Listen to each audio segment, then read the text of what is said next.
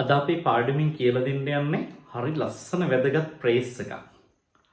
how to කියන එක praise එක පාවිච්චි කරලා කොහොමද අපි කතා කරන්නේ කියලා බලමුද?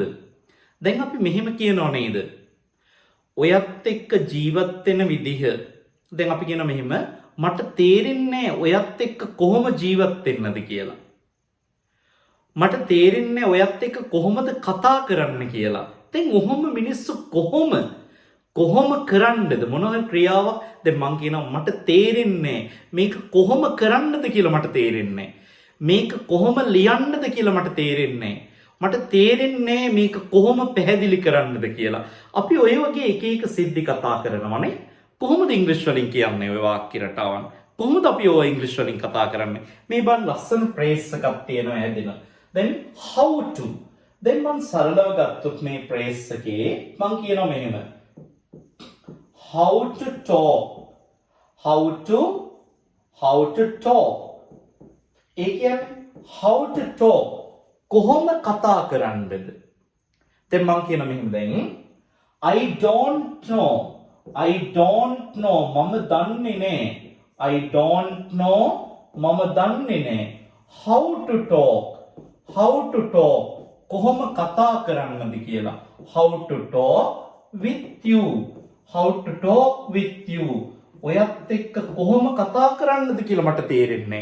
I don't understand how to talk with you. මට තේරෙන්නේ නැහැ ඔයත් එක්ක කොහොම කතා කරන්නද කියලා. I don't understand how to talk with you. දැන් මම මෙහෙම කියනවා. මට තේරෙන්නේ දැන් අපි කියමු කෙනෙක් එක්ක ජීවත් වෙලා එපා වෙලා ඉන්නේ. මට තේරෙන්නේ ඔයත් එක්ක කොහොම ජීවත් වෙන්නද කියලා. දැන් කොහොම ජීවත් වෙන්නද කියන එක how to live.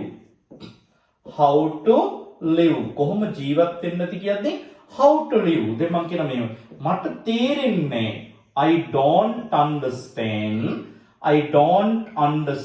මට තේරෙන්නේ how to live ඒ කියන්නේ ජීවත් වෙන ක්‍රමය. how to live කොහොම ජීවත් වෙන්නද කියලා. with you ඔයත් එක්ක how to live with you ඔයත් එක්ක කොහොම ජීවත් වෙන්නද කියලා මට තේරෙන්නේ. දැන් මං කියන මෙහෙම දැන් ඔවුන් එක්ක කොහොම ගනුදෙනු කරන්නද කියලා මම දන්නේ නැහැ. I don't know how to deal with them. දැන් මං කියන මං දන්නේ මේ ප්‍රදේශයේ ජීවත් වෙන්න ඕන කොහොමද කියලා. I don't know මම දන්නේ නැහැ. how to live in this area.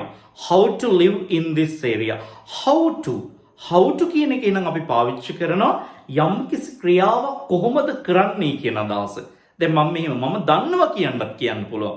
දැන් මම දන්නවා ඔයත් එක්ක ජීවත් වෙන්න ඕන කොහොමද කියලා. කොහොමද කියන්නේ ඉංග්‍රීසි වලින්? I know how to live with you. දැන් ඒක ඔන්න දැන් මෙහෙම ගන්න පුළුවන්. මම දන්නවා ඔයත් එක්ක ජීවත් වෙන්නේ කොහොමද කියලා. I know මම දන්නවා how to live with you. කොහොමද ජීවත් වෙන්නේ කියලා. how to live with you ඔයත් එක්ක ජීවත් වෙන්න ඕන කොහොමද කියලා මම දන්නවා.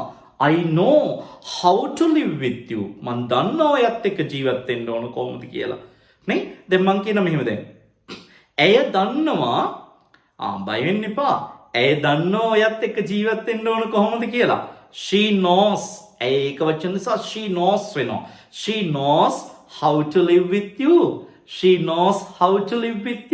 ඇය දන්නවා ඔයත් එක්ක ජීවත් වෙන්න ඕන කොහොමද කියලා. She knows how to live with you. මන් දන්නවා මේ රට සංවර්ධනය කරන්න ඕන කොහොමද කියලා. I know how to develop this country. මන් දන්නවා මේ රට සංවර්ධනය කරන්න ඕන කොහොමද කියලා.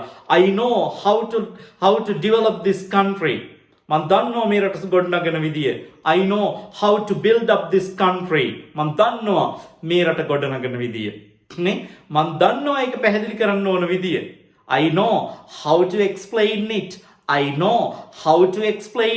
එහෙනම් ඔන්න බලන්න දැන් how to කියන ප්‍රේස් එක පාවිච්චි කරලා එහා පැත්තට ක්‍රියාපදයක් දාලා අපිට ඕන තරම් වාක්‍ය රටාවක් නිර්මාණය කරගන්න පුළුවන් නේ. දැන් how to go මන් දන්නේ නැහැ එහෙට යන්න ඕන කොහොමද කියලා. I don't know how to go there. I don't know how to go there. මන් දන්නේ නෑ එහි යන්න ඕන කොහොමද කියලා. දැන් අපිට කෙනෙක්ගෙන් ප්‍රශ්නයක්ත් අහන්න පුළුවන්. ඔයා දන්නවද එහි යන්න ඕන කොහොමද කියලා? Do you know how to go there?